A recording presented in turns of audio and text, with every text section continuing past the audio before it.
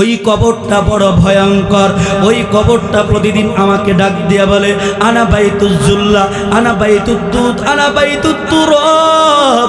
আমি কিন্তু একাকীর ঘর, সাপ বিচ্ছুর ঘর, পোকামাকড়ের ঘর।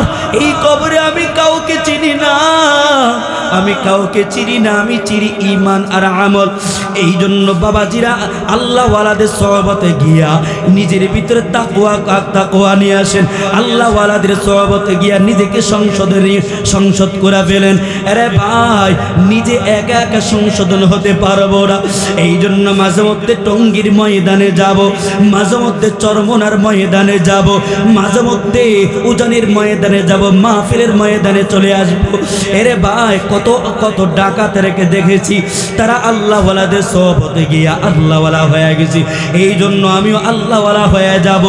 আমরা নামাজ ছাড়বো না, শয়তানের রাস্তায় যাব না, মা বাবাকে কষ্ট দিব না। কে কে রাজি আছে হাতটা উঠে একটু আল্লাহকে দেখায়া দিই। আয় আল্লাহ, হাতগুলোর দিকে একটু তাকায়া দেখো। আমার মতো গুনাহগার আর কেউ নেই আল্লাহ, আমার মতো জাহান্নামীর আসামি আর কেউ নাই।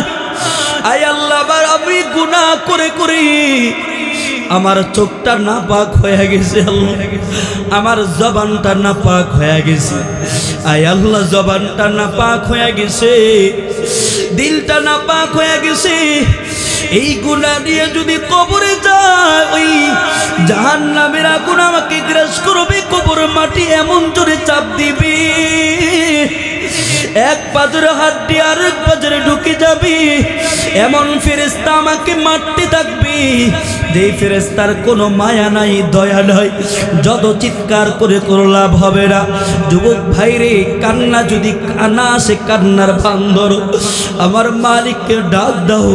আল্লাহ, আমার মতো জাহান্নামের আসামি আর কেউ নেই, আমার মতো কবর আসামি আর কেউ নেই, আমার মতো নাফরমান আর কেউ নাই। সামনে রমজান মাস আসতেছে, রমজান আসার আগে সংশোধন হয়ে যাও আর বলো, আল্লাহ তোমার মতো দয়াবান আর কেউ নেই, আমাদেরকে খালি হাতে ফেরায়ও না। একটু আমার মালিককে ডাক দিয়ে আল্লাহ, আর জোরে ডাক দিয়ে চিৎকার করে কান্না কণ্ঠে ডাক দেন আল্লাহ, আর জোরে ডাক দেন না মালিককে, একটু জোরে চিৎকার করে ডাক দেন আল্লাহ। আয় আল্লাহ, হাতগুলাকে তুমি কবুল করে নাও, কবুল করে নাও আল্লাহ। আমরা যারা হাত তুলেছি আর কোনোদিন নামাজ ছাড়বো না, আর কোনোদিন মা বাবাকে কষ্ট দেব না, ওলামা ইকরামদের বিরুদ্ধে কথা বলবো না। সবাই বলেন আমিন। আরো জোরে চিৎকার দিয়ে আওয়াজ দিয়ে বলেন আল্লাহুম্মা আমিন। আমাদের রবকে জিকির করব কার? বলেন আল্লাহু আকবার। হয় না? আরো জোরে আওয়াজ দিয়ে আল্লাহু আকবার। হায়াত মত রিজিক দৌলত যার হাতে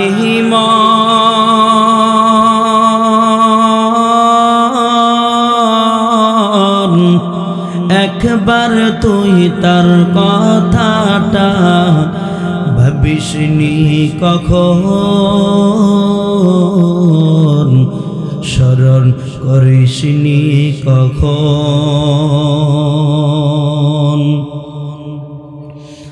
আসবে যেদিন দুঃখের রাতি,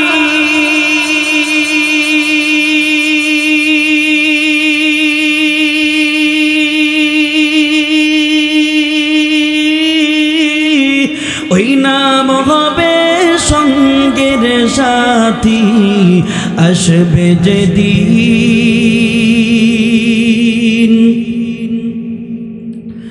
আসবে যেদিন দুঃখের রাতি,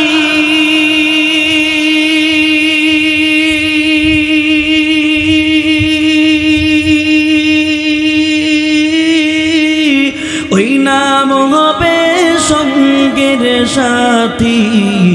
অনাবিনী দুনিয়াতে, অনাবিনী পরকালে, অনাবিনী দু জাহানি বন্ধু কেহ নাই দিন থাকিতে লা ইলাহা ইল্লাল্লাহ বলো ভাই रुखसार से बरका का जरा पर्दा उठा दो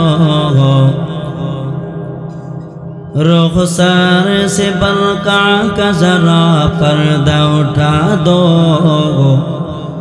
लिल्लाहि मुझे हुस्न खुदा दाद दिखा दो लिल्लाहि मुझे हुस्न खुदा दाद दिखा दो ऐ बहर करम सदका हुसैन बिन अली का पियासा हूँ मुझे शरबत दी दार पिला दो पियासा हूँ मुझे शरबत दी दार पिला दो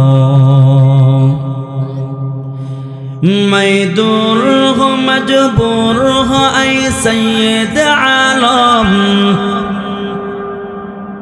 मैं दूर हूँ मजबूर हूँ ऐ सैयद आलम दीदार देखते नहीं आवाज सुना दो दीदार देखते नहीं आवाज सुना दो दुनिया के भी दिन के भी अपने करम से बिगड़ी हुई बातों को मेरी आज बना दो बिगड़ी हुई बातों को मेरी आज बना दो আলহামদুলিল্লাহ ঐতিহাসিক 2 দিন ব্যাপী তাফসীর কোরআন মাহফিল 25তম বার্ষিক ওয়াজ মাহফিলের আজ শেষ অধিবেশনের মোহতারাম সদর সভাপতি জনাব হযরত মাওলানা আব্দুল হামিদ কুরসি সাহেব মুহতামিম বান্ডার খোলা কদমতলা ইসলামিয়া মাদ্রাসা আজকের মাহফিলের প্রধান বক্তা প্রধান অতিথি সারা বিশ্ব আলোড়ন সৃষ্টিকারী তারুণ্যের অহংকার লাখ কোটি যুবকের হৃদয়ের স্পন্দন হযরতুল আল্লাহ মাওলানা মুফতি হেদায়েতুল্লাহ খান আজাদি সাহেব দামাত বরকাতুহু চেয়ারম্যান জাগুয়া ইউনিয়ন পরিষদ বরিশাল খতিব বাইতুল মামুর জামে মসজিদ বাইতুল আমান জামে মসজিদ 9 নং সেক্টর উত্তরা ঢাকা মাহফিলের আর উপস্থিত বুজুর্গ হযরত উলামায়ে কেরাম সম্মুখ পানে দিন প্রিয় দিনদারি ইমানদারি মুসলমান ভাইরা বুড়ো বাবারা যুবক ভাইরা পর্দা আড়ালে মা বোনেরা বিশ্ব জগতের মালিক বিশ্ব প্রতিপালকের দরবারে লাখ কোটি শুকরিয়া যে মহান রব্বুল আলামিন আমাদেরকে অত্যন্ত দয়া ও মায়া করে ভালোবেসে পবিত্র মজলিসে পবিত্র বাগানে জান্নাতের বাগানে আসার বসার তৌফিক দান করেছেন এই জন্য আমরা সকলে অবরত চিত্তে শ্রদ্ধা জড়িত কণ্ঠে ইমানের আওয়াজে কালিমাতুশ শুকর আদায় করি আলহামদুলিল্লাহ এখানে যে পরিমাণ আমরা মুসলমান বসে আছি যদি কোনো নেতার পিছনে স্লোগান দিতাম হয়তোবা আওয়াজ আরো 3 গুণ বেশি হতো কথা কয় না ঠিক আরো আস্তে কোন আপনাকে ঘুমন্ত জাতি নাকি জাগ্রত জাতি আপনাদের আওয়াজ দ্বারা বোঝা যায় আপনারা সব ঘুমন্ত জাতি আপনারা ঘুমন্ত জাতি নাকি জাগ্রত জাতি সকলে বলেন দেখি কেমন জাগ্রত জাতি আল্লাহ পাক সমস্ত গুনাহকে উপেক্ষা করে এমন একটা মজলিসে আসার বসার তৌফিক দান করেছেন যেই মজলিসের সাথে আল্লাহর আরশের সাথে সম্পর্ক আল্লাহ জান্নাতের সাথে সম্পর্ক এই জন্য আবার মালিকের দরবারে জোরে সোরে উজাড় কণ্ঠে চিৎকার করে শুকর আদায় করে আলহামদুলিল্লাহ মাশাআল্লাহ এই যে বাগেরহাট মানুষের আওয়াজ এখন ঠিক আছে আপনারা সকলে ভালো আছেন সকলে ভালো আছেন মাশাআল্লাহ যারা অসুস্থ আল্লাহ পাক যেন তাদেরকে শিফায়ে আজিলে কামিলে তাওয়িলা দান করেন। সবাই চিৎকার করে বলেন আমিন। ভাইয়েরা আমার, লম্বা চড়া কোনো আলোচনা না, যেহেতু আমার মুরব্বী মুফতি হাদায়াতুল্লাহ খান আজাদি সাহেব দামাত বারাকাতুহু চলে আসবেন, তা আমি এর আগে আসলে এই চেয়ারে বসার যোগ্যতা আমার নাই। এরপর মুরব্বীদের আদেশে কিছু কথা বলবো। আল্লাহ তাআলা যেন আমাকে তৌফিক দান করেন। সবাই বলেন আমিন। আমি কোরআনে কারিমের 114টি সূরা, এর মধ্য থেকে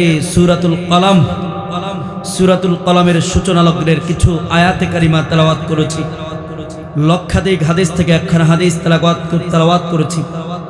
এগুলোকে সামনে রেখে 2-4টি কথা বলার চেষ্টা করব, এবং আল্লাহ তাআলা যেন ওই কথা অনুযায়ী আমাকে আপনাদেরকে আমল করা তৌফিক দান করেন। আরো জোরে বলেন আমিন।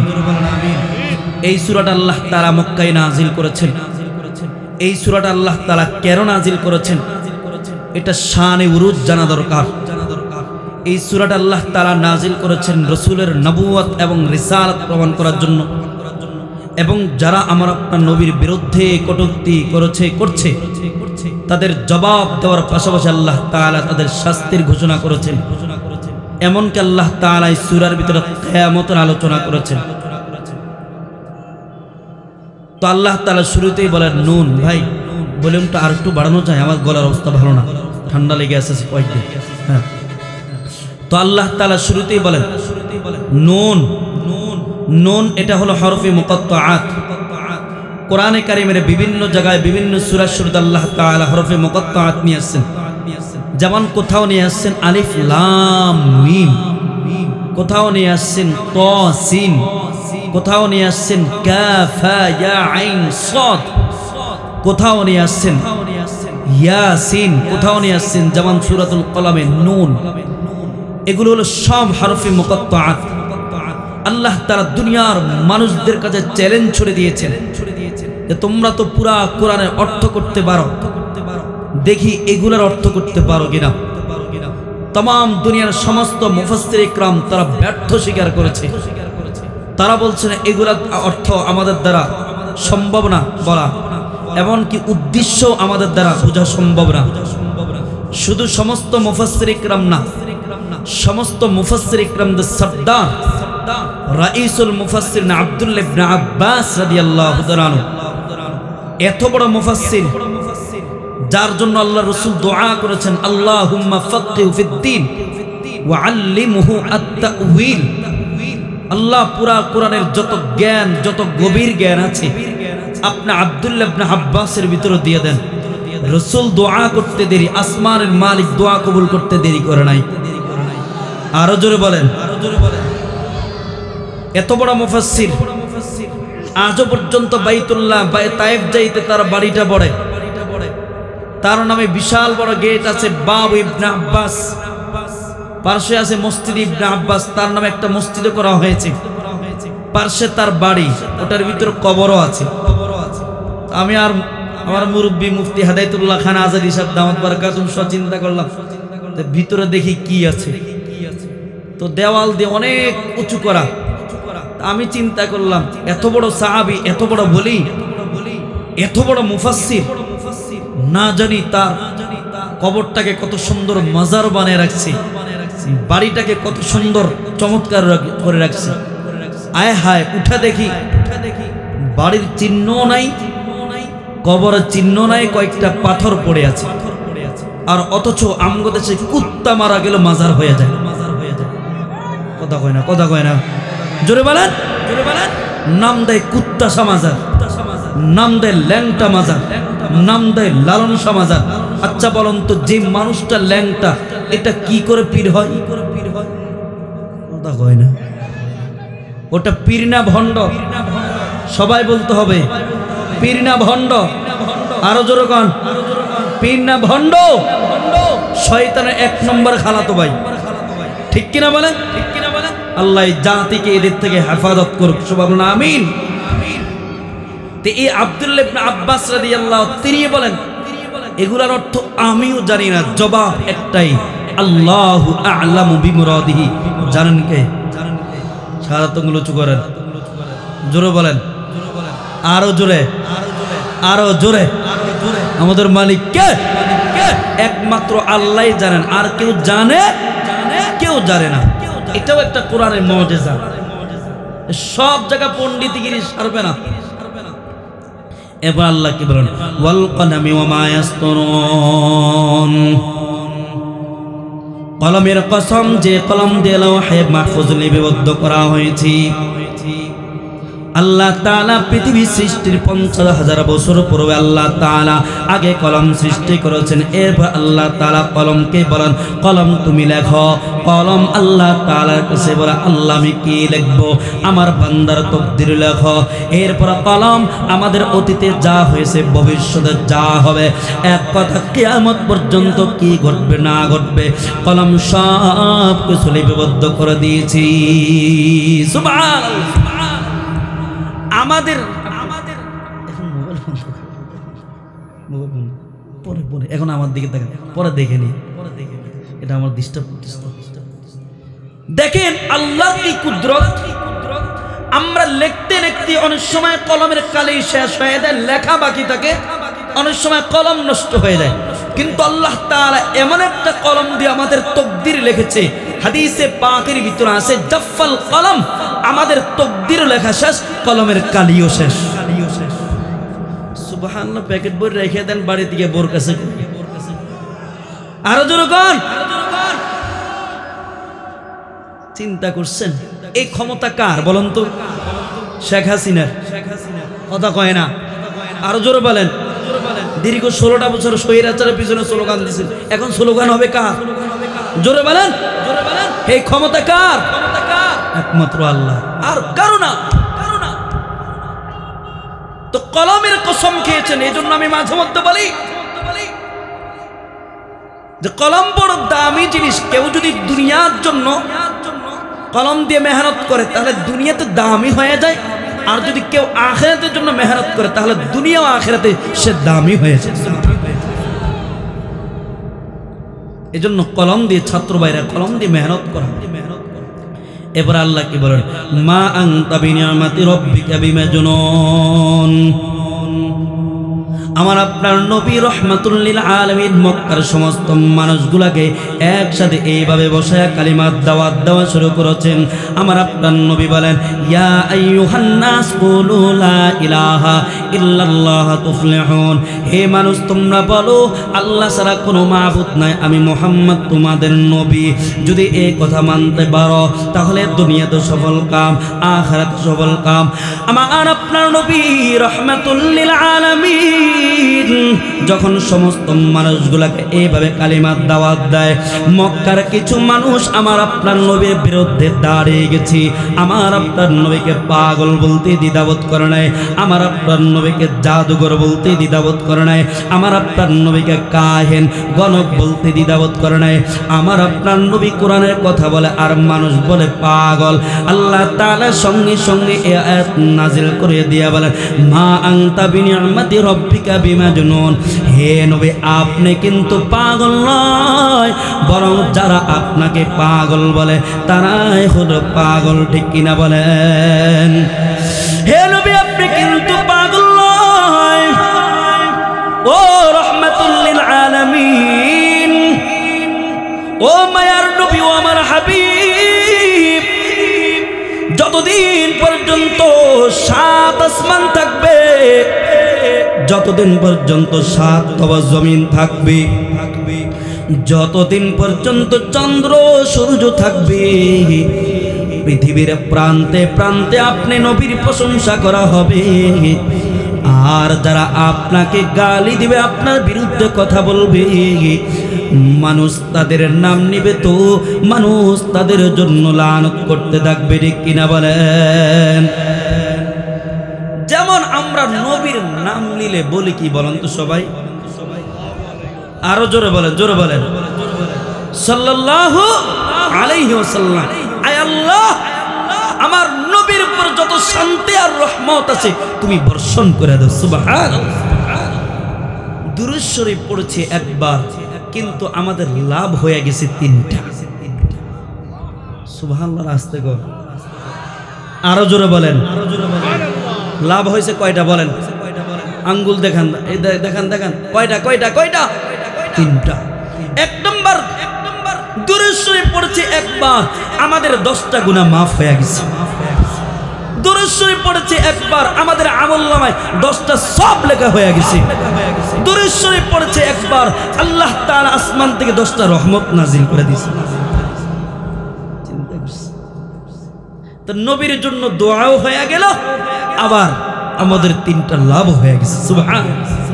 আর আবু জাহেলের নাম নিলে তো খুব দোয়া করি, কথা কই না? হ্যাঁ, লানাতুল্লাহি আলাইহি, আল্লাহর গজব ওইটার উপর, ঠিক কি না বলেন? হ্যাঁ, হায়রা বাইতুল্লাহ শব্দ আজও পর্যন্ত নবীর বাড়িটা, যেই মানুষটা জীবনে একবার যায় সেও নবীর বাড়ির দিকে মোহাব্বতের দৃষ্টিতে তাকায় থাকে আর বলে আমার কলিজার টুকরা নবী বুঝি এই বাড়িতেই ছিলেন। সুবহানাল্লাহ। অথচ রাস্তার আরেক পাশে হলো আবু জাহেলের বাড়ি, ওটাকে বানায় রাখছি পায়খানার জায়গা, কথা কয় না? যেই মানুষটা জীবনে একবার যায় সেও চেষ্টা করে ওই বাড়িতে কিছু একটা করার জন্য। আমার সাথে আপনাদের এই বরিশালের এক দাদা ভাইয়া গেছিলেন, তো উনি ওখান থেকে কাম সাইরে এসে বলে দাদা ভাইয়া আইয়ে না, খুব চেষ্টা করি আসছি। এদের লাঞ্ছনা জিন্দেগি দুনিয়ার জমিন থেকে শুরু, অথচ আমার আপনার নবীর কত সম্মান। ওই যে মাইকেল হার্ট, সে দা হান্ডের নামে ইংরেজিতে 100 মনীষীর নামে একটা বই লিখেছে। এটার ভিতরে পৃথিবীর যত বড় বড় বিজ্ঞানী, পৃথিবীর যত বড় বড় ইঞ্জিনিয়ার, পৃথিবীর যত বড় ডাক্তার আছে, এমন 100 মনীষীর নাম নিয়ে আসছে, কিন্তু সবার উপর আমার আপনার নবীর নামটা নিয়ে আসছে। তো মাইকেল হার্ট বলেন, আমার ধর্মের লোকেরা আমাকে প্রশ্ন করে যে তুমি আমাদের ধর্মের লোক হইয়া, খ্রিস্টানদের লোক হইয়া তুমি কেন মুসলমানদের নবীর নামটা কেন আগে নিয়ে আসলাম? তো মাইকেল হার্ট আবার উত্তর দেন, আবার জবাব দেন, শুনো, পৃথিবীর যত বড় বড় বিজ্ঞানী আছে, পৃথিবীর যত বড় ইঞ্জিনিয়ার আছে, পৃথিবীর যত বড় ডাক্তার আছে, এদের জীবন পরিচালনা করে দেখি, এরা পৃথিবীর কোনো না কোনো শিক্ষাঙ্গনে লেখাপড়া করেছে, এরা পৃথিবীর কোনো না কোনো বিদ্যাপীঠে লেখাপড়া করেছে, এরা পৃথিবীর কোনো না কোনো উস্তাদের কাছে লেখাপড়া করেছে, কিন্তু মুহাম্মাদের জীবন পরিচালনা করে দেখি, মুহাম্মদ পৃথিবীর কোনো শিক্ষাঙ্গনে লেখাপড়া করে নাই, পৃথিবীর কোনো বিদ্যাপীঠে লেখাপড়া করে নাই, পৃথিবীর কোনো উস্তাদের কাছে লেখাপড়া করে নাই, এরপর মুহাম্মদ এমন জ্ঞান, এমন আখলাক শিক্ষা দিয়ে গেছে যেটা পৃথিবীর কেউ পারে নাই। জোরে কই না সুবহানাল্লাহ। এই জন্য আমি মাইকেল হার্ট যতই চেষ্টা করেছি মুহাম্মাদের নামটা নিচে আনার জন্য, আমি পারি নাই, অটোমেটিকলি আমার কলম 1 নম্বরে চলে গেছে। জোরে বলেন আল্লাহু আকবার। হয় না? আর জোরে আওয়াজ দিয়ে আল্লাহু আকবার। এই ছিল আমার আপনার নবী সাহেব। এবার আল্লাহ বলেন ওয়া ইন্নাকা লাআলা খুলুকিন আযীম।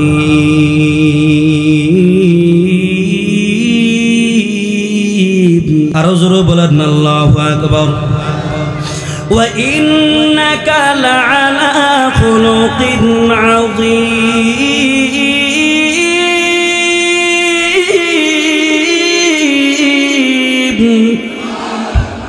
আল্লাহ কসম খেয়ে বলেন, হে নবী, আপনি মহা চরিত্রের অধিকারী, আপনার চরিত্রে কোনো ভেজাল নাই। এই কথা কে বলছেন? এই ঘোষণা কে দিয়েছেন? আল্লাহ দিয়েছেন। বলেন নবী আপনার চরিত্রে কোনো ভেজাল নাই। পৃথিবীতে আল্লাহ তাআলা 1,24,000 পয়গম্বর পাঠিয়েছেন, মতান্তরে 2 লক্ষ। কোন নবীর চরিত্র বয়ান করতে গিয়ে আল্লাহ কসম খাই নেই, কেবলমাত্র শুধুমাত্র ফাকাত আমার আপনার নবীর চরিত্র বয়ান করতে গিয়ে আল্লাহ কসম খাইছে। আল্লাহ বলেন খুলুক আজিম। একটু ভালো করে বুঝেন, এখানে আল্লাহ তাআলা খুলুক আজিম ব্যবহার করেছেন। চরিত্রকারী তৈয়ব সাহেব রাহমাতুল্লাহ আলাইহি খুতুবাতে হাতুন ইসলামের ভিতরে তিনি বিস্তর আলোচনা করেছেন। তিনি বলেন চরিত্র মোট 3 প্রকার। কত প্রকার? সবাই আঙ্গুল দিয়ে দেখান কয় প্রকার? জোরে বলেন কয় প্রকার? 3 প্রকার। 1 নম্বর খুলুক হাসান, 2 নম্বর খুলুক কারীম, 3 নম্বর খুলুক আজিম, যেটা কোরআন আছে। খুলুক হাসান কাকে বলে তিনি উদাহরণ দিয়ে বোঝান। যেমন কেউ আমাকে একটা চট দিল, শরীয়ত বলে যদি তার থেকে প্রতিশোধ নিতে হয় ওই পরিমাণ নিব যেই পরিমাণ সে আমাকে দিয়েছে। চরের পরিবর্তে চর দেওয়া। আমি কাউকে 1 টাকা ঋণ দিলাম, আবার 1 টাকায় নেওয়া খুলুকা হাসান। তোর খুলুকা হাসান ইতিদাল, সমতা বজায় রাখা। 2 নম্বর খুলুকে কারিম। একজন যুবক দিলে আমাকে একটা খুশি, তা আমি বললাম যুবক ভাই, তোমার থেকে প্রতিশোধ নেওয়ার শক্তি সামর্থ্য আমার আছে, কিন্তু আমি তোমার থেকে প্রতিশোধ নিব না, আমি তোমাকে মাফ করে দিলাম। এটা খুলুকে কারিম। 3 নম্বর খুলুকা আজিম। বাজেন একটু হাতটা দেন, খেয়াল করেন, ভালো করে খেয়াল করেন। তো আমি বললাম ভাইজান, আপনি তো আমাকে ঘুষি দিলেন, মাফ তো করে দিলাম। খুলুকে কারিম, মাফ তো করে দিলাম। শুধু মাফ করে নেই, সাথে সাথে হাতটা টান দিয়ে মহব্বতের সাথে বললাম ভাইজান, যে হাত দিয়ে আপনি আমাকে ঘুষি দিয়েছেন, আপনি কি ব্যথা পেয়েছেন? কথা হয় না, কথা জোরে বলেন না, আরো জোরে বলেন। শুধু মাফি করে নাই, উল্টারও হাতটা টান দিয়ে মেসেজ করে দিলাম, ইহসান করলাম। ভাইজান, আপনি আমাকে যে হাত দিয়ে আপনি আমাকে ঘুষি দিয়েছেন, আপনি কি ব্যথা পেয়েছেন? এটা হলো খুলুকা আজিম। আর এই খুলুকা আজিমের চরিত্রই ছিল আমার আপনার নবীর চরিত্র। শুধু মাফি করে নাই, উল্টে গিয়ে খেদমত করে আসছে। যেমন মদিনার একজন ইহুদিয়া আমার আপনার নবীর গায়ে ময়লা পানি নিক্ষেপ করতো, আমার আপনার নবীর জন্য রাস্তা কাটা বিছিয়ে রাখতো, আমার আপনার নবীর গায়ে উটের পচা নারকেলের নিক্ষেপ করতো, প্রতিদিন আমার আপনার নবীকে কষ্ট দিত। কয়েকদিন পরে মহিলাটা অসুস্থ হয়ে পড়ে। আল্লাহ নবী জিজ্ঞাসা করেছে, হে সাহাবায়ে কেরাম, যে মহিলাটা আমার গায়ে ময়লা পানি নিক্ষেপ করতো কোথায়? ইয়া রাসূলুল্লাহ, অসুস্থ হয়ে পড়েছি। আল্লাহ নবী কথা শুনে সঙ্গে সঙ্গে হযরত আবু বকর সিদ্দিক রাদিয়াল্লাহু তাআলা আনহু তিনি ওই মহিলার বাড়িতে হাজির হয়ে গেছি। ওই মহিলার ঘরে বৃদ্ধা মহিলা ইহুদিয়া, তার একজন যুবতী মেয়ে, এছাড়া কেউ নেই। আল্লাহ নবী গিয়া দরজায় নক করেছে। নক করার সঙ্গে সঙ্গে যুবতী মেয়েটা এসে দরজাটা খুলছে। খুলে দেখে এমন একজন ব্যক্তি হাজির, যেই ব্যক্তিকে তার মা পাগল বলতো, যেই ব্যক্তিকে তার মা জাদুঘর বলতো, যেই ব্যক্তির গায়ে তার মা ময়লা পানি নিক্ষেপ করতো। সে ভয় পেয়ে গেছে, মনে হয় আমার মার থেকে প্রতিশোধ নেওয়ার জন্য চলে আসছে। দৌড় দিয়ে মার কাছে চলে গেছে। মা, যে মোহাম্মদকে তুমি পাগল বলতা, যে মোহাম্মদকে তুমি কষ্ট দিতা, সে তো হাজির হয়ে গেছে। আজকে মনে হয় তোমার দুনিয়ার জমিন থেকে বিদায়ের পালা। আল্লাহর রাসূল কোনো রকম অনুমতি নিয়ে ভিতরে গেছে। ভিতরে গিয়ে দেখে দুইজনে থরথর করে কাঁপতেছে। আল্লাহ নবী জিজ্ঞাসা করেছে, মা তুমি মনে ভয় পাচ্ছ? আমি তোমার থেকে প্রতিশোধ নেওয়ার জন্য আসছি। না মা, আমি শুনছি তুমি নাকি অসুস্থ, আমি তোমার সেবা যত্নের জন্য চলে আসছি।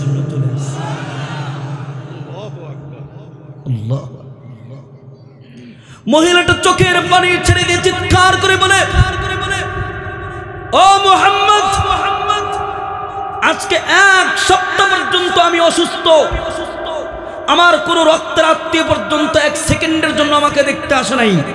আমার কোনো পাড়া প্রতিবেশী আমাকে দেখতে আসে নাই। আমার খাওয়া নাই, দাওয়া নাই, মুমূর্ষু অবস্থা, আমি ঘরে পড়ে আছি। আমি তোমাকে এত কষ্ট দিয়েছি, এরপর তুমি আমার সেবা যত্নের জন্য চলে আসছো। তার মানে মুহাম্মদ তুমি সত্যিকারের নবী, তোমার নবুয়তের ভিতরে কোনো সন্দেহ নাই। মুহাম্মদ, এখনই তুমি আমাকে কালিমা পড়ে মুসলমান বানিয়ে দাও। এই ছিল নবীর চরিত্র, এই ছিল নবীর আখলাক। কিন্তু সেই জমানায় 1400 বছর আগে নবীর আখলাক দেখা শত শত কাফের মুসলমান হয়ে গেছে, শত শত ইহুদি দেখা নবীর আখলাক দেখা মুসলমান হয়ে গেছে। কিন্তু বড় দুঃখ আর পরিতাপের বিষয় হলো 1400 বছর পরে বাংলার জমির কিছু নাস্তিক আর মোরতাদগুলো আমার নবীর বিরুদ্ধে কথা বলে, আমার নবীর ইজ্জতের উপর আঘাত করে। কথা কয় না, আওয়াজ দেন না কেন? আছে কি না বলেন? আমার নবীকে গালি দেয়, আমার নবী নাকি নারী লোভী ছিল। গত কয়েকদিন আগে ইসকন এক হিন্দুর বাচ্চা আমার নবীকে সন্ত্রাস বলে গালি দিয়েছে। আমি আপনাদের জবান থেকে এক বাক্যে শুনতে চাই, এক আওয়াজে বলবেন, জোরে সরে বলবেন, আমার নবী কি সন্ত্রাস ছিল? এখন আওয়াজ হয় নাই। আমার নবী কি সন্ত্রাস ছিল? সবাই কথা বলতে হবে। যদি আওয়াজ আসতে বলেন তাহলে আমি বুঝবো না ওই দলের লোক। আপনি বলেন, আমার নবী কি সন্ত্রাস ছিল? আমার নবী কি নারী লোভী ছিল? আমার নবী কি দুনিয়া লোভী ছিল? ওরা আমার নবীকে নারী লোভী বলে, আমার নবীকে সন্ত্রাস বলে। আরে বেটা শোন, সেই তোদের পূর্বপুরুষ আবু তলেবের মাধ্যমে আমার নবীর কাছে নারীর অফার দিয়েছে, আমার নবীর কাছে বাদশাহিত্বের অফার দিয়েছে, আমার নবীর কাছে সম্পদের অফার দিয়েছে, আমার নবীকে গালি দাস। তোদের পূর্বপুরুষরা আমার নবীর আখলাক দেখা মুসলমান হয়ে গেছে। আমি তোদেরকে বলে দিতে চাই, আমার নবীকে গালি দিবে না, সাবধান। পৃথিবীতে সব কিছু থেকে আমার নবীকে আমি ভালোবাসি। আমি তো মাঝে মধ্যে বলি, আমার বাবাকে গালি দিতে পারো, আমি সহ্য করে নিব। আমার মাকে গালি দিতে পারো, আমি সহ্য করে নিব। আমার উস্তাদকে গালি দিতে পারো, আমি সহ্য করে নিব। কিন্তু আমার কলিজা টুকরা নবীর বিরুদ্ধে কথা বলবি, খোদার কসম করে বলছি, আমরা নিজের তাজা রক্ত, বুকের তাজা রক্ত জমিনে ঢেলে দিব, এরপর নবীর ইজ্জতকে রক্ষা করব। ঠিক কি আওয়াজ দিয়ে বলেন?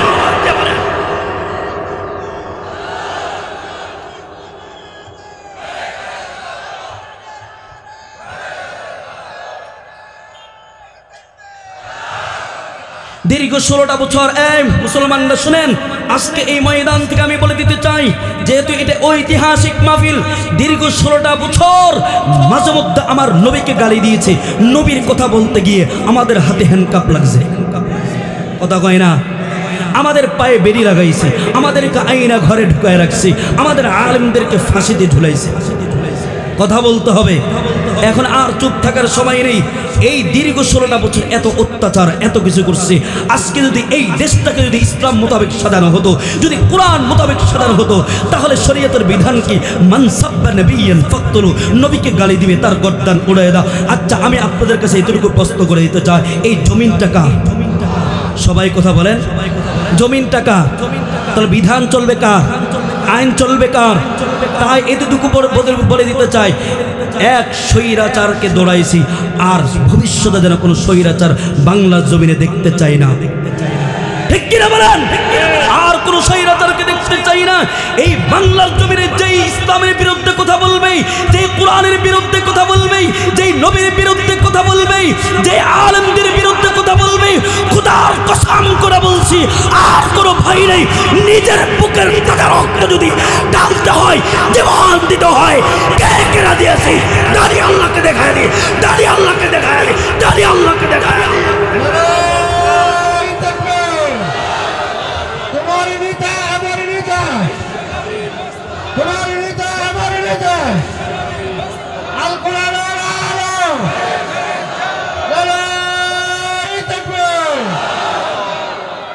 আলহামদুলিল্লাহ বলে বসেন। ভয় পাইতেছেন? এখন কি আর ভয় পাওয়ার সময় আছে? কথা কোনো ভয় পাওয়ার সময় আছে? বিপ্লব মানে জীবন দেয়া বসে থাকা নয়, সে কোনো দিন আসবে না রে কর যদি ভয়। বিপ্লব মানে জীবন দেয়া বসে থাকা নয়, সে কোনো দিন আসবে না রে কর যদি ভয়। আসবে বিজয়ী রক্ত আর জীবনের বিনিময়, আসবে বিজয়ী রক্ত আর জীবনের বিনিময়। বিপ্লব মানে জীবন দেয়া বসে থাকা নয়, সে কোনো দিন আসবে না রে কর যদি ভয়। ঠিক কিনা?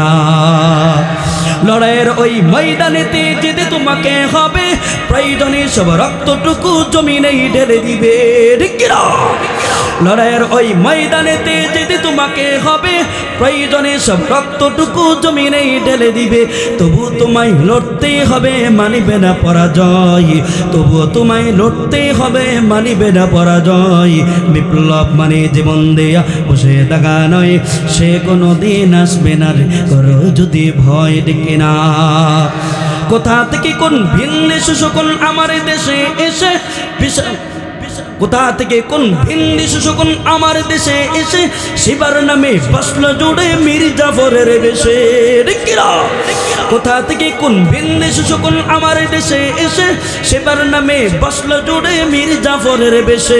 ওদের করতে নাস্তানাবোধ হতে হবে নির্ভয়, ওদের করতে নাস্তানাবোধ হতে হবে নির্ভয়। বিপ্লব মানে জীবন দেয়া বসে থাকা নয়, সে কোনো দিন আসবে না রে করো যদি ভয়। ঠিক কিনা? ভয় পেতেছি, কথা কই না, ভয় পেতেছি। ভয় পাবো কাকে? দুই হাত উঁচু করে বলেন, আরো জোরে বলেন, আমাদের মালিক কি? হয় না জোর আওয়াজ দিয়ে আমাদের মালিক কি?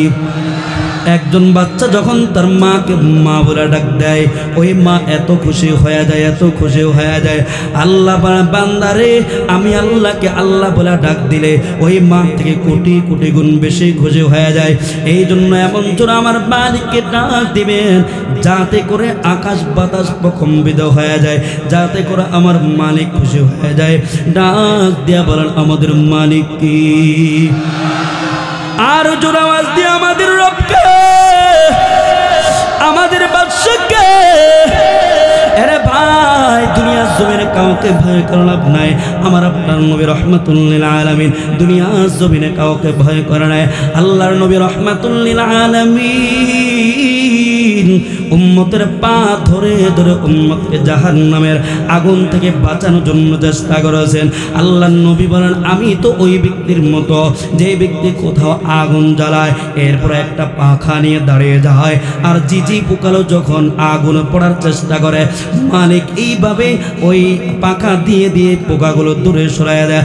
আল্লাহর নবী বলেন, এর উম্মত, তোমরা তো গুনাহ করে করে জাহান্নামের দিকে পড়ে যাচ্ছ, আমি তো মওত পর্যন্ত তোমাদেরকে পা ধরে ধরে জাহান্নামের আগুন থেকে বাঁচানোর জন্য চেষ্টা করেছি।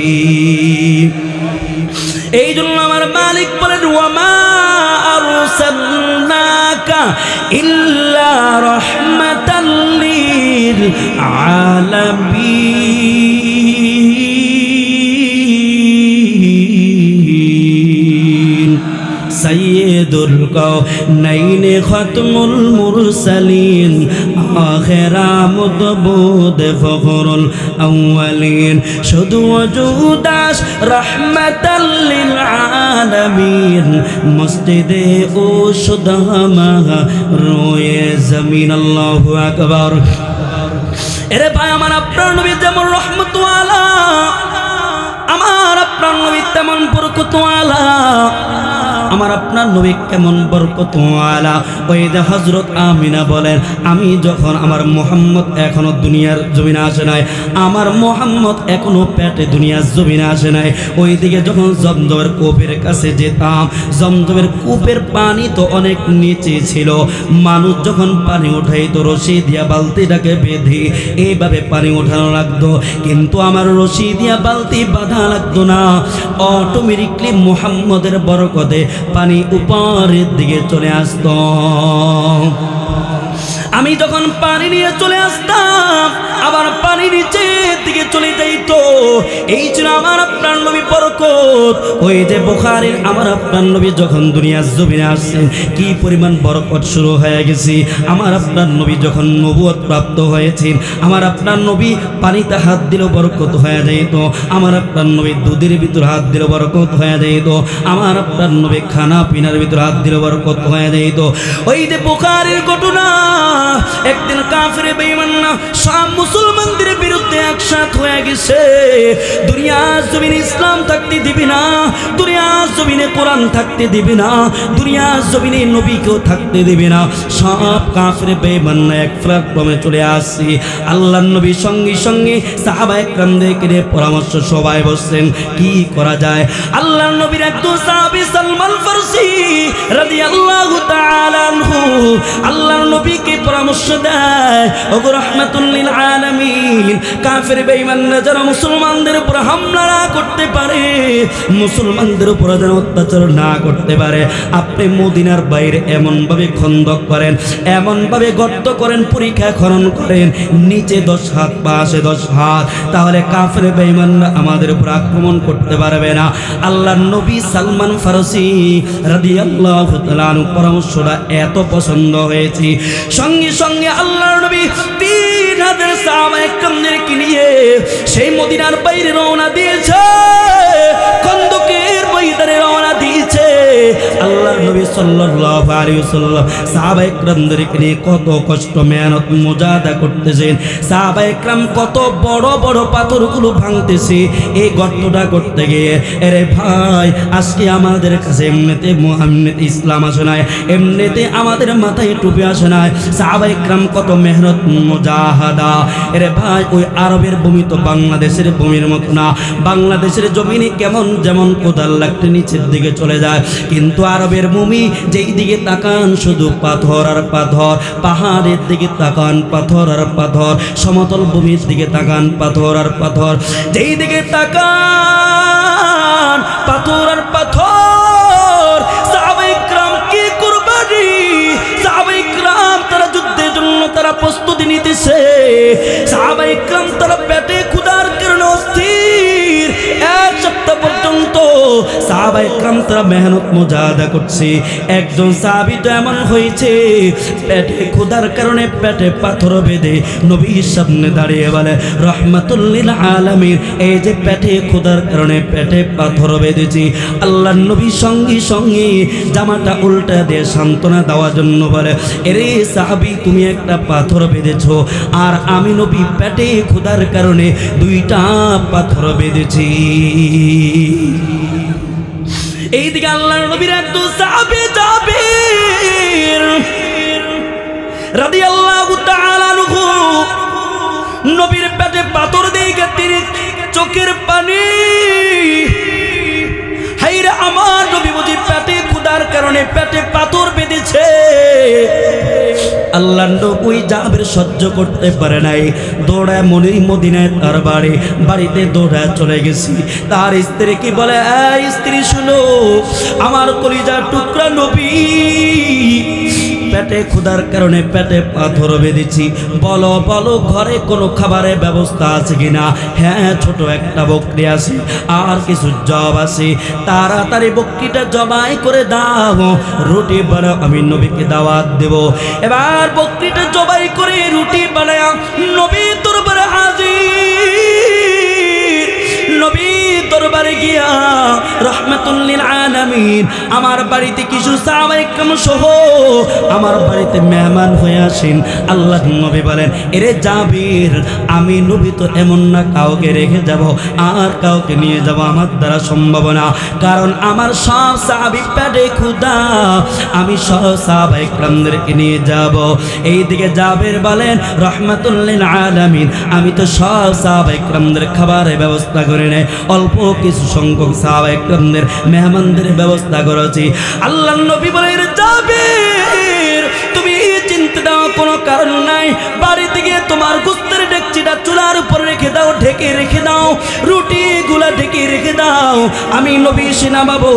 জাবির আল্লাহর রাসূলের কথা অনুযায়ী বাড়িতে গিয়ে তার স্ত্রীকে বলে, বাড়ির স্ত্রী শুনো, আল্লাহর নবীতে সব সাহাবায়ে কিরামদেরকে নিয়ে আসতেছে। আর তার স্ত্রী বলে, তুমি নবীকে বলো নাই আমি অল্প কিছু সংখ্যক সাহাবায়ে কিরামদের মেহমানদের ব্যবস্থা করেছি? নবী বলেছেন, হ্যাঁ বলেছি। নবী বললেন, কাউকে রেখে যাব কাউকে নিয়ে যাওয়া সম্ভব না, কারণ সব সাহাবী পেটে ক্ষুধা। আর নবী এই কথা বললেন, নবী যখন বলছেন এটার ভিতরে কোনো গোপন রহস্য আছে, চিন্তার কোনো কারণ নাই, ঠিক কিনা বলেন? এবার জাবির ঘরের সামনে বিদ্যমান, কখন মায়ার নবী আসবে? কিছুক্ষণ পরে যাবে, তাকায় দেখে আল্লাহর নবী 3000 সাহাবায়ে কিরামদেরকে নিয়ে হাজির। এবার রহমাতুল লিল আলামিন সাহাবায়ে কিরামদেরকে নিয়ে ঘরে প্রবেশ করছেন। আল্লাহর নবী গোস্তের ডেকচিটা চুলা থেকে নামায়া ডাকটাটা সরায়া আল্লাহর নবীর মুখ মোবারক থেকে একটু লালা মোবারক দিয়েছি, রুটির ঢাকনাটা সরায়া তার ভিতরে একটু লালা মোবারক দিয়া এবার সাহাবায়ে কিরামদেরকে বলে, সাহাবায়ে কিরাম তোমরা সিরিয়াল ধরে খাও। সাহাবায়ে কিরাম তারা সিরিয়াল ধরে খাচ্ছে। আল্লাহর নবী রুটির ভিতর গোস্ত দিয়া রোল বানায়া এক একজন সাহাবায়ে কিরামদের হাতে দিচ্ছি। 1000 সাহাবায়ে কিরাম খাওয়া শেষ, 2000 সাহাবায়ে কিরাম খাওয়া শেষ, 3000 সাহাবায়ে কিরাম খাওয়া শেষ। এবার জাবেরকে ডাকতে বলে, জাবের রে তোমার পাড়া প্রতিবেশী যারা আছে তাদেরকে খাওয়াও। জাবের বলেন, আমার পাড়া প্রতিবেশী যারা এসেছিল সবাইকে খাওয়াইলাম। জাবের চিন্তা করলেন, এই অল্প একটু গোস্ত আর কিছু রুটি এত মানুষকে খাওয়াইলাম, এরপরও শেষ হয় না। দেখি তাকায় দেখ, আমি একটু চিন্তা করলাম, দেখি গোস্তের ডেকচির ভিতর আর কোনো গোস্ত আছে কিনা। জাবের বলেন, আমি গোস্তের ডেকচির দিকে তাকায় থাকি, যে অবস্থায় গোস্তের ওই অবস্থার উপর আসি, রুটির দিকে তাকায় দেখি যে অবস্থায় রুটি ছিল ওই অবস্থার উপর আসি। রাসূল আরবের বরকতে এক চুল পরিমাণ কমে না। এই ছিল আমার আপনার নবী বরকত, এই ছিল আমার আপনার নবী বরকত। এরে ভাই সাহাবের জন্য সাহাবায়ে কেরাম এত পাগল, এই নবীর জন্য সাহাবায়ে কেরাম এত পাগল। আজকে তো আমরা সেই নবীকে ভুলে গেছি রে ভাই। নবীর আদর্শ মোতাবেক চলতে আমাদের ভালো লাগে না, অথচ সাহাবায়ে কেরাম তারা নবীকে এত পরিমাণ ভালোবাসতো, এক কথায় বলতো আতরুকু সুন্নাত হাবিবি লিহাউলাইল হুমাকা। এ কাফের বেঈমান রাসূল, আমার গলায় ছুরি আসতে পারে কিন্তু নবীর আদর্শ ছাড়তে পারি না। সুবহানাল্লাহ। আজকে তো আমাদের কাছে সুন্নত ভালো লাগে না, নবীর সুন্নত ভালো লাগে না, দাড়ি রাখতে ভালো লাগে না, দাড়ির কথা বললে বিরক্ত লাগে। কথা কন না কেন? দাড়ির কথা বললে বিরক্ত লাগে। ও ভাই, ও যুবক ভাই, পায়ে হাত রেখে বলি উল্টা বুঝো না। আমি তোমাকে প্রশ্ন করি, আমার নবী জীবনে কয়দিন দাড়ি চাচ্ছে? কথা কন না কেন? জীবনে চাচে নাই, তাহলে ভাই তুমি কেন চাচো? এই চেহারাটুকু আমার নবীর সামনে কেমনে দেখাইবা, আমার আল্লাহকে কেমনে দেখাইবা? সাহাবায়ে কেরাম তো তারা সুন্নত ছাড়ে নাই, সাহাবায়ে কেরাম নবীর পুঙ্খানুপুঙ্খানু অনুসরণ করেছি। আমার আপনার নবী কিভাবে হাঁটতো, সাহাবায়ে কেরাম সেইভাবে হাঁটতো। আমার আপনার নবী কিভাবে হাসতেন, আল্লাহ সাহাবায়ে কেরাম ওইভাবে হাসতেন। আমার আপনার নবী কিভাবে ঘুমাইতেন, সাহাবায়ে কেরাম ওইভাবে ঘুমাইতেন। এই সাহাবায়ে কেরাম নবীর প্রত্যেকটা কথা অনুযায়ী চলতেন। যখনই মায়ার নবী সাহাবায়ে কেরামদেরকে জিহাদের জন্য ডাক দিতেন, তখন তারা হাজির, তখনই তারা যুদ্ধের ময়দানে হাজির হয়ে যেত। নিজের জীবনের মায়ার দিকে তাকাইতো না, স্ত্রীর মায়ার দিকেও তারা তাকাইতো না, বাবা মার মায়ার দিকে তারা তাকাইতো না। ওই যে উহুদের ময়দানের কথা খেয়াল করেন, এই কথা বলে আমি শেষ করে দিব। উহুদের ময়দানের দিকে খেয়াল করেন, ওই যে উহুদের যুদ্ধে মুসলমানদের একটা ভুলের কারণে মুসলমানরা পরাজয় লাভ করেছে। যখন উহুদের যুদ্ধ যখন শেষ হয়, আল্লাহর নবী সাহাবায়ে কেরামকে বলেন, এই সাহাবায়ে কেরাম তাকে দেখ, আমার কয়জন সাহাবী তারা শহীদ হয়েছে, সব লাশ আমি নবীর সামনে একসাথ করো। আল্লাহর নবীর সামনে যখন একসাথ করলো, ভাই একটু যুবক ভাই একটু কান লাগায় শুনেন, একটু চোখের পানি ফেলান। ও বৃদ্ধ বাবাজিরা একটু কান লাগায় শুনেন, এদিক সেদিক আর মন লাগাবেন না, একটু খেয়াল করেন। আল্লাহর নবী বলেন, সাহাবায়ে কেরাম তাকে দেখ, আমার কয়জন সাহাবী উহুদের ময়দানে শহীদ হয়েছে, সবগুলো লাশ আমি নবীর সামনে একসাথ করো। আল্লাহর নবীর সামনে যখন সব লাশগুলো একসাথ করা হয়, আল্লাহর নবী গুনে গুনে দেখলেন 68টা লাশ। কয়টা লাশ? জোরে কয় না? 68টা লাশ। আল্লাহর নবী বলেন, এরে সাহাবায়ে কেরাম, গতকাল রাতে আমি নবী স্বপ্নে দেখেছি আমি আল্লাহর রাস্তায় 70টা উট কোরবানি করেছি। আর নবীরা যা স্বপ্ন দেখে আল্লাহর পর এর দ্বারা উদ্দেশ্য হলো, আল্লাহর নবী বলেন, এরে সাহাবায়ে কেরাম, এর দ্বারা উদ্দেশ্য হলো আমার 70 জন সাহাবী তারা উহুদের ময়দানে শহীদ হবে। আর নবীরা যা স্বপ্ন দেখে এটা আল্লাহর পক্ষ থেকে হয়।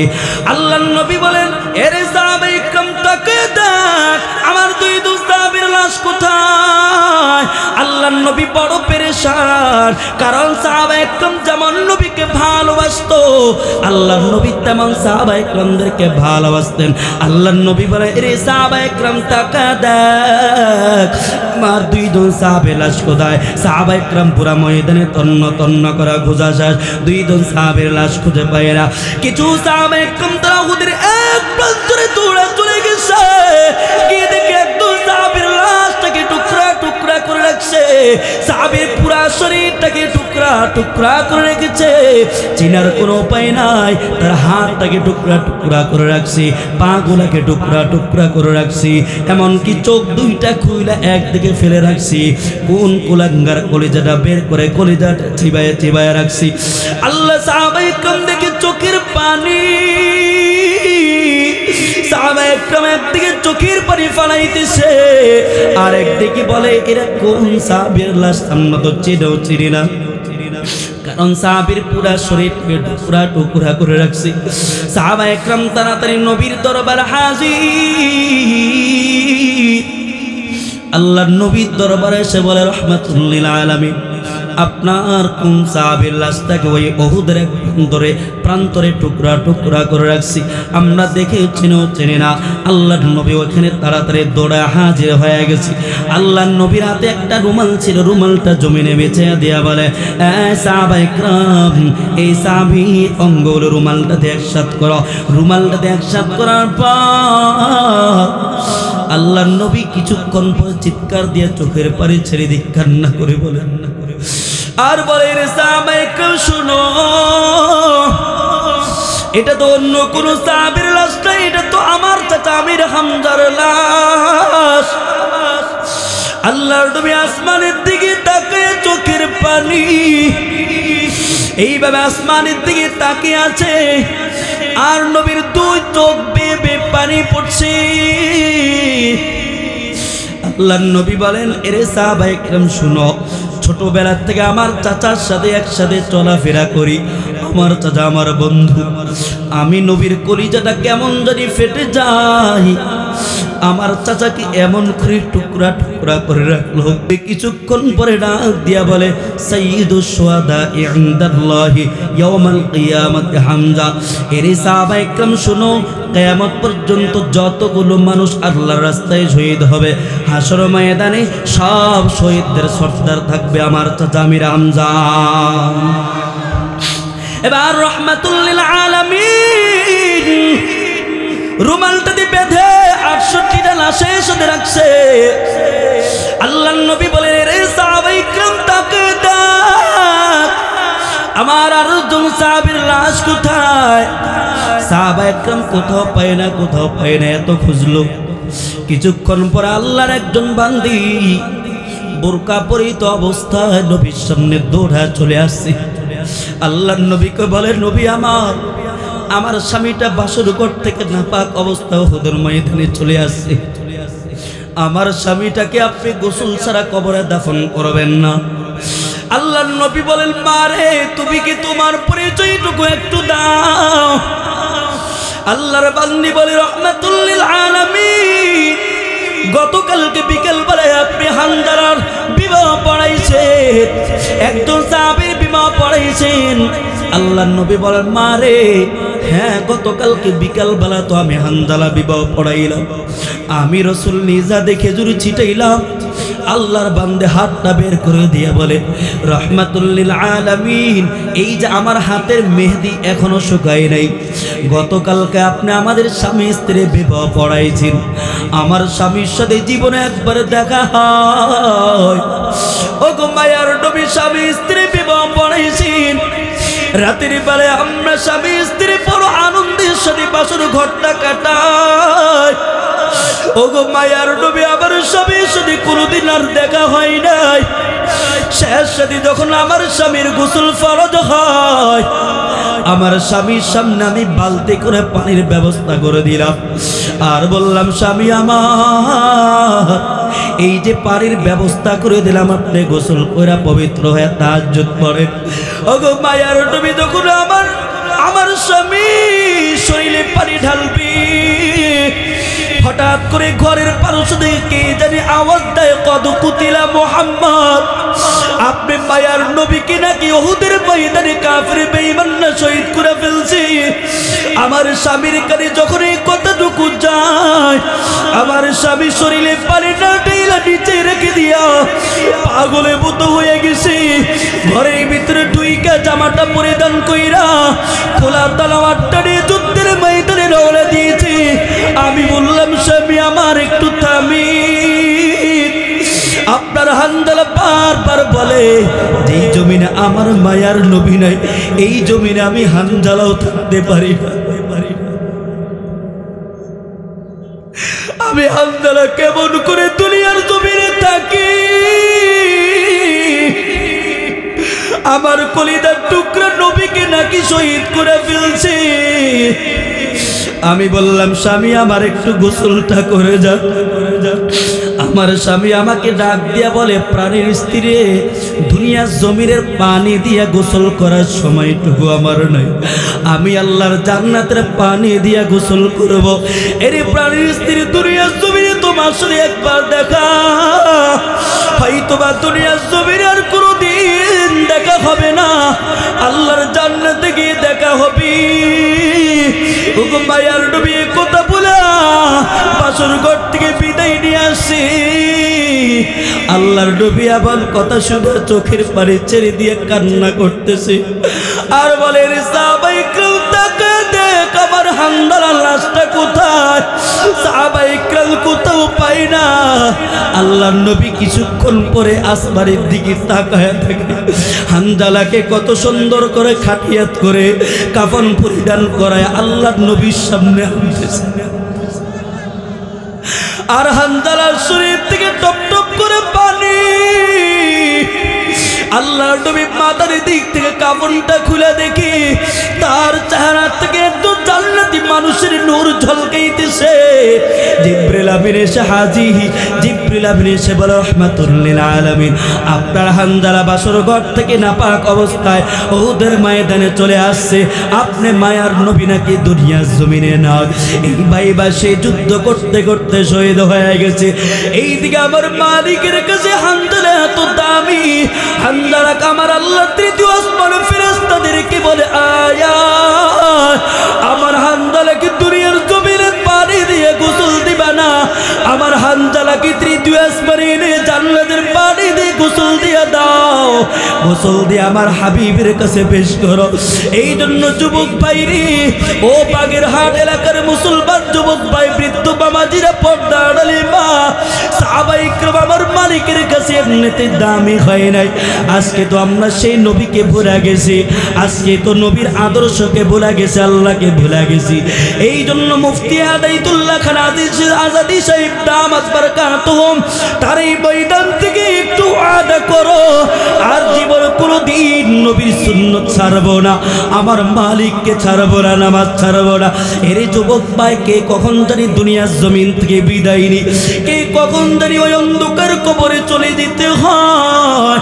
আজকে তো আমি মনে করি আরো কয়েকদিন বাঁচবো না, না বুড়া নাই জোয়ান নাই, যখন আমার মালিক ডাক দিবে তখন আমার চলে যেতে হবে। এই জন্য তো মাঝে মধ্যে বলি দুনিয়ার জমিনে আসার সিরিয়াল আছে, যাওয়ার কোনো সিরিয়াল নাই। দুনিয়ার জমিনে আগে দাদা আসে, তারপর বাবা আসে, এরপর সন্তানাদি আসে, কিন্তু যাওয়ার সময় কোনো সিরিয়াল নাই। মাঝে মধ্যে সন্তানাদি আগে দুনিয়ার জমিন থেকে বিদায় নেয়, মাঝে মধ্যে বাবার কাঁধে সন্তানের লাশ উঠে যায়। গত কয়েকদিন আগে দেখলাম স্বামী স্ত্রী দুইজনে একসাথে অটো করে চট্টগ্রামে, সেখানে স্বামী স্ত্রী একসাথে যাচ্ছে, হঠাৎ করে বাচ্চাটা হাত থেকে ছুটে পড়ে গিয়া ওই ট্রাকের চাকার নিচে এমন ভাবে পড়ছে, ওই বাবা সন্তানের লাশটাকে এইভাবে হাতে নিয়ে চোখের পানি চিৎকার করে করে কান্না করতেছে। ভাই রে আমি কখন জানি দুনিয়ার জমিন থেকে চলে যাই। ওই কবরটা বড় ভয়ঙ্কর, ওই কবরটা প্রতিদিন আমাকে ডাক দিয়া বলে আনা বাইতুজ্জুল্লাহ, আনা বাইতুদ্দুদ, আনা বাইতুত্তুরাব। আমি কিন্তু একাকের ঘর, সাপ বিচ্ছুর ঘর, পোকামাকড়ের ঘর, এই কবরে আমি কাউকে চিনি না, আমি কাউকে চিনি না, আমি চিনি ঈমান আর আমল। এই জন্য বাবাজিরা আল্লাহওয়ালাদের সহবতে গিয়া নিজের ভিতরে তাকওয়া নিয়ে আসেন, আল্লাহওয়ালাদের সহবতে গিয়া নিজেকে সংশোধন করে ফেলেন। আরে ভাই নিজে একা একা সংশোধন হতে পারবো না, এই জন্য মাঝে মধ্যে টঙ্গীর ময়দানে যাব, মাঝে মধ্যে চরমনার ময়দানে যাব, মাঝে মধ্যে উজানের ময়দানে যাব, মাহফিলের ময়দানে চলে আসবো। এরে ভাই কত কত ডাকাতেরকে দেখেছি, তারা আল্লাহওয়ালাদের সহবতে গিয়া আল্লাহওয়ালা হয়ে গেছি। এই জন্য আমিও আল্লাহওয়ালা হয়ে যাব। আমরা নামাজ ছাড়বো না, শয়তানের রাস্তায় যাব না, মা বাবাকে কষ্ট দিব না। কে কে রাজি আছে হাতটা উঠে একটু আল্লাহকে দেখায়া দিই। আয় আল্লাহ হাতগুলোর দিকে একটু তাকায়া দেখো, আমার মতো গুনাহগার আর কেউ নেই আল্লাহ, আমার মতো জাহান্নামের আসামি কেউ নাই। আয় আল্লাহ, আমি গুনাহ করে করে আমার চোখটা নাপাক হয়ে গেছে আল্লাহ, আমার জবানটা নাপাক হয়ে গেছে। আয় আল্লাহ, জবানটা নাপাক হয়ে গেছে, দিলটা নাপাক হয়ে গেছে। এই গুনাহ নিয়ে যদি কবরে যায়, ওই জাহান্নামের আগুন আমাকে গ্রাস করবে, কবর মাটি এমন জোরে চাপ দিবে, এক পাজরে হাত দিয়ে আরেক পাজরে ঢুকে যাবে। এমন ফেরেশতা আমাকে মারতে থাকবে, যেই ফেরেশতার কোনো মায়া নাই, দয়া নাই। যত চিৎকার করে কোনো লাভ হবে না। যুবক ভাইরে, কান্না যদি কান্না আসে, কান্নার ভান ধরো, আমার মালিককে ডাক দাও। আল্লাহ, আমার মতো জাহান্নামের আসামি আর কেউ নেই, আমার মতো কবর আসামি আর কেউ নেই, আমার মতো নাফরমান আর কেউ নাই। সামনে রমজান মাস আসতেছে, রমজান আসার আগে সংশোধন হয়ে যাও আর বলো, আল্লাহ তোমার মতো দয়াবান আর কেউ নেই, আমাদেরকে খালি হাতে ফেরায়ও না। একটু আমার মালিককে ডাক দিয়ে আল্লাহ, আর জোরে ডাক দিয়ে চিৎকার করে কান্না কণ্ঠে ডাক দেন আল্লাহ, আর জোরে ডাক দেন না মালিককে, একটু জোরে চিৎকার করে ডাক দেন আল্লাহ। আয় আল্লাহ, হাতগুলাকে তুমি কবুল করে নাও, কবুল করে নাও আল্লাহ। আমরা যারা হাত তুলেছি আর কোনোদিন নামাজ ছাড়বো না, আর কোনোদিন মা বাবাকে কষ্ট দেব না, ওলামায়ে কেরামদের বিরুদ্ধে কথা বলবো না। সবাই বলেন আমিন। আর জোরে চিৎকার দিয়ে আওয়াজ দিয়ে বলেন আল্লাহুম্মা আমিন।